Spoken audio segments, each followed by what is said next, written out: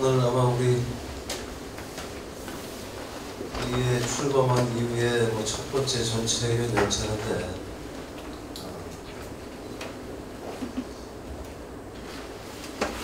가능하면 좀 좋은 이야기만 좀 했으면 좋겠는데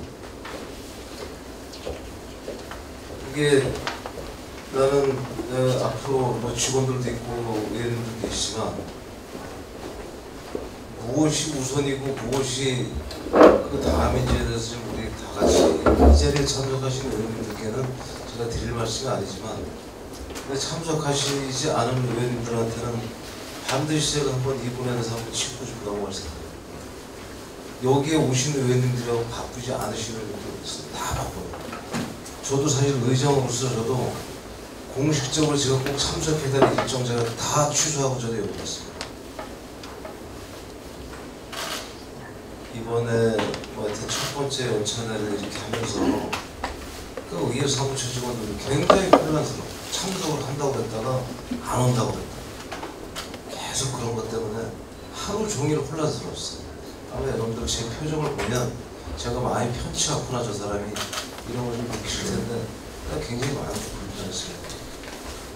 내가 오래전부터 우리 뭐 교수님하고 저하고 잘 아시고 워낙 훌륭하게 강의를 하시고 이라 제가 특별히 좀 모시고자 해서 이렇게 모셨는데 모처럼 이렇게 모셔서 하여튼 좀 되게 죄송한데 하여튼 여기에 뭐 참석하신 의원님들께 제가 너무 감사하게 생각을 하고 여기 참석 안 하신 의원님들께는 동료 의원 여러분들께서 앞으로 우리 이러면 안 된단 말이야. 이런 걸 같이 공유를 좀 해주셨으면 고맙겠습니다. 이어서 특강을 듣도록 하겠습니다. 이에 불구하고 최우광학생 소장님을 큰 박수로 환영해 주시기 바랍니다.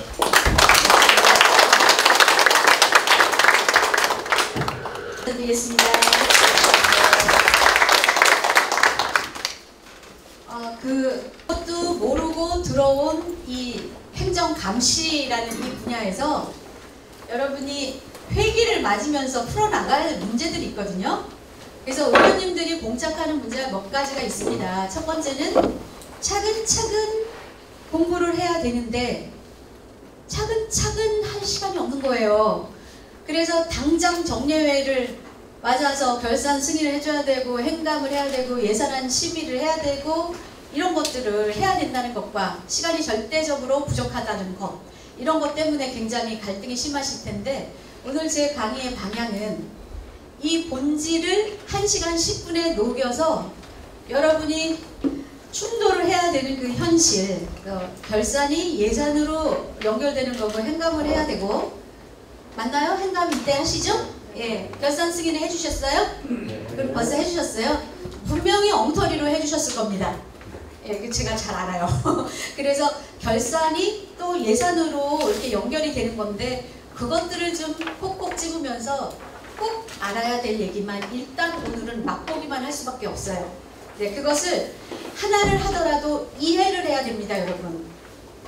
하나를 알더라도 이해를 해서 알고리즘을 만들어 가야만 4년 동안의 의정활동을 제대로 할 수 있거든요. 그래서 그러한 방향으로 제가 강의를 하도록 하겠습니다. 그런 거 넘어가고요. 여러분 일단 이 강의를 하기 위해서 의장님과 공무원들이 굉장히 힘써주셨어요. 굉장히. 몇 번씩 전화를 하고 이 자료를 위해서도 몇 번씩 검토를 하고, 그리고 여러분 회의장에 들어가시면 정말 빨간 볼펜, 파란 플러스펜, 물 또는 뭐 여러분이 좋아하는 음료까지 공무원들은 그 지원을 하기 위해서 정말 매뉴얼에 따라서 최선을 다해서 지원하는 거거든요. 근데 저는 의원이었을 때 그런 게 너무나 당연하다고 생각했는데 그게 아니더라는 거죠. 그래서 공무원들을 이제 인사권 독립도 됐고 완전 우리 사람 아닙니까? 그러니까 많이 사랑해 주시기 바란다 이런 말씀을 드리고 싶어요. 먼저 이 말씀으로 시작을 하고 싶습니다. 의원이 몰라도 되는 것은 없다. 제가 의원이 되었을 때 2010년이었었는데요. 그 몇 년 전부터 오사는 서울대 병원을 유치하겠다고 서울대 병원 측과 MOU를 맺었어요. 여러분 MOU라는 것은 법률 효력은 없지요. 그런데 도지사가 됐던 시장이 됐던 MOU 하나 맺어놓고 모든 게 다 된 것처럼 엄청 홍보를 하죠. 오산이 그랬어요. 그런데 시장이 MOU를 맺자 서울대 병원이 마치 유치가 다 된 것처럼 517억을 들여서 부지를 매입을 했습니다. MOU 하나 가지고. 그래서 오산 시민들이 서울대병원이 들어오니까 땅값이 오를 거야, 집값이 오를 거야 이러면서 땅을 사고 집을 짓고 대출 얻어서. 근데 결론을 말씀드리면 서울대병원 유치는 무산이 됐어요. 그러면 토지보상법에 의해서 환매권을 공지를 해야 돼요. 환매권이라는 것은 여러분 다 아시겠지만 저는 모른다고 생각하고 하는 겁니다. 여러분 아무것도 모르신다고 생각하고 제가 강연하니까 그런 이해해 주시기 바래요. 예, 환매권은 지금 공익을 위해서 토지를 팔아라 70명을 설득해서 토지를 구입을 했는데 사업이 안 되게 됐단 말이에요. 그럴 때는 그들에게 토지주들에게 우선권을 줘서 당신들이 먼저 이 토지를 사가시오 라고 환매권을 공지를 해야 돼요. 토지보상법에 5년에 한 번 토지보상법에 그렇게 돼 있어요. 그 다음에 이 사업이 완전히 이제 변경이 돼버린 거예요. 완전히 무산이 돼서. 그러면 10년 후에 한 번 더 공지를 하게 돼 있어요. 그런데 오산이 이 절차를 못 지킨 겁니다. 그래서 토지주들이 땅이 묶여 있으면서 재산권 행사를 못하게 된 그 손해를 오산시가 배상을 해라 하면서 소송을 걸었어요. 3명이 2억 7천을 받아냈어요. 오산은 항소를 했지만 졌어요. 그래서 상고를 포기했습니다. 그러면서 어떻게 했느냐? 토지주들 70명이 소송을 걸었을 때 우리가 보상을 해줘야 되는 돈이 따져보니까 100억이 넘는 거예요. 100억 정도래요. 그래서 100억을 추경에 편성을 해서 주려고 한 겁니다. 그런데 저는 드리고 싶은 말씀이 이게 다 강의랑 이따 연결이 돼요. 그런데 저는 그 당시에 똑똑한 의원님이 계셔가지고 환매권 얘기를 했어요. 이거 환매를 공제해야 되잖아요. 이런 얘기를 했는데 저는 무지해서 환매권이 뭔지도 모르고 그 다음에 의원들은 여러분 미묘한 거 있습니다. 다른 의원이 뭔가를 먼저 언급을 했거나 그러면 의회 은어로 내가 침 묻혀놨다라고 하거든요. 저 의원이 침 발라놓은 거 나는 얘기 안 할래. 저 의원이 알아서 하겠지. 그래서 모든 의원이 환매권 얘기를 안 한 거예요. 그런데 나중에 보니까 이런 일이 일어나게 된 거죠. 모두가 임기는 끝나서 사람은 바뀌었고. 자, 이래서 이번 추경에 100억이 올라온 거예요.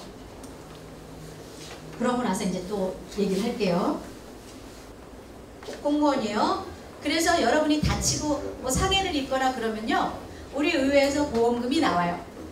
여러분이 실비보험이 있어요? 그러면 중복지원 안 돼요. 근데 우리가 공무원이기 때문에 복지 포인트도 받는 거고 다 받는 거예요. 우리 공무원이에요. 정부직 공무원입니다. 그러면 도소속 공무원이에요? 아니에요? 정답을 말씀드리면 도소속 공무원은 아닙니다. 자, 그러면 우리는 이 부패방지 권익위법에서 우리 지방의회 정의를 어떻게 하고 있는지 한번 볼게요. 부패방지 권익위법 법이나 조례나 1조에는 목적이 나와요. 목적. 이 조례를 왜 만들지? 이 법을 왜 만들까요? 하는 목적이 나오고 2조에는 정의가 나오는데 2조 정의의 공공기관을 우리 지방자치단체 집행기관과 지방의회를 공공기관으로 정의를 하고 있어요. 그래서 만약에 제가 충청북도와 어떤 계약을 하게 됐다. 그러면은 여러분들도 사업자 등록증이 있습니다. 고유번호증이 있어요. 그러면 여러분의 업종은 비영리예요. 비영리. 대표는 황영호 의장님 또는 뭐 사무처장 이렇게 돼 있을 수도 있고요.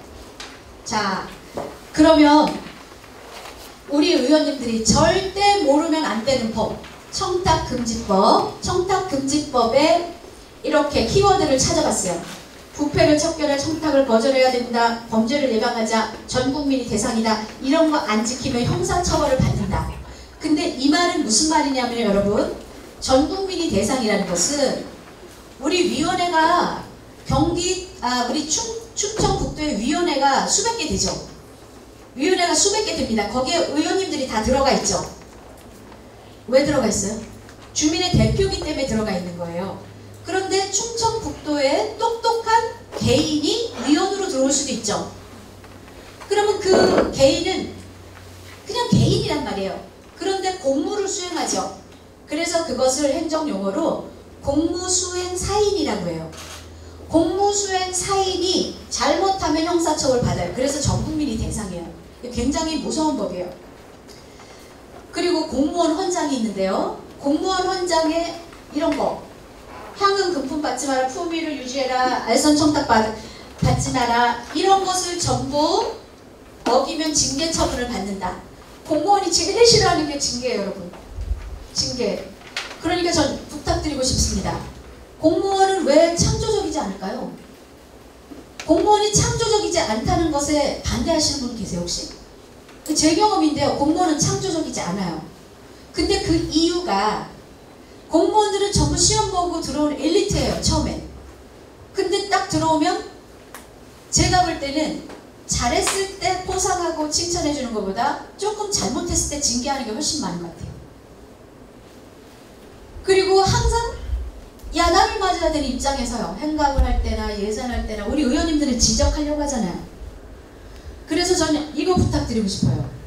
공무원들이 저에게 솔직하게 얘기를 하더라고요. 나중에 이제 제가 이렇게 평범한 시민이 되니까 왜 우리에게 조언을 해주거나 충고를 안 해주냐 그랬더니 그런 말을 해봤자 본전을 못 찾는데 왜 합니까?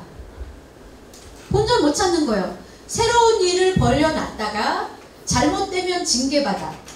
근데 안 하면 본전은 찾아. 그럼 우리 같아도 안 하죠. 고대 로마 시대부터 공무원은 창조적이지가 않아요. 그래서 의원님들이 정책을 만들어서 던져주고 그런 공무원들이 굉장히 잘하는 일을 저는 봤어요. 정책 제안을 우리도 할 수 있는 겁니다. 그리고 잘했을 때는 칭찬해주고요. 우리가 예산안 심사를 한다든지 행각을 위해서 공부를 하다가 지적을 하려고 했는데 딱 잡아서 지적을 하려고 했는데 잘한 경우도 있잖아요. 그러면 여러분 공부했는데 아깝죠? 아깝기도 하니까 이거 본 의원이 이렇게 전부 공부를 해서 보니 우리 공무원이 잘하고 있더라 하고 칭찬을 해주시고 못하고 있을 때는 지적을 해주시고 지적은 따끔하게 칭찬은 후하게 이렇게 해줬으면 좋겠더라고요. 그런데 어쨌든 공무원 헌장 이렇게 돼 있는데 우리 지방의원도 행동강령이 있어요. 보면 다 비슷하죠? 비슷하죠? 금전거래 하지 마라, 금품수수 하지 마라. 그런데 딱 이것과 다른 거 성희롱 하지 마라. 우리만 이게 있어요. 이건 뭘 시사할까요? 우리에게 저 잣대를 더욱더 강하게 갖다 대는 겁니다. 근데 이 지방의회 행동강령이 있는지도 몰랐어요. 저는 초선 의원 때. 여기 보면요. 제가 이 두 가지만 가져왔습니다. 우리 의원님들은 자녀를 결혼시킨다고 해서 자, 앞에 보시고요. 잠깐만요. 자, 하나, 둘, 셋. 파이팅! 예, 한 번만 마지막 한 번 더 하겠습니다. 하나, 둘, 셋. 파이팅! 네, 수고하셨습니다.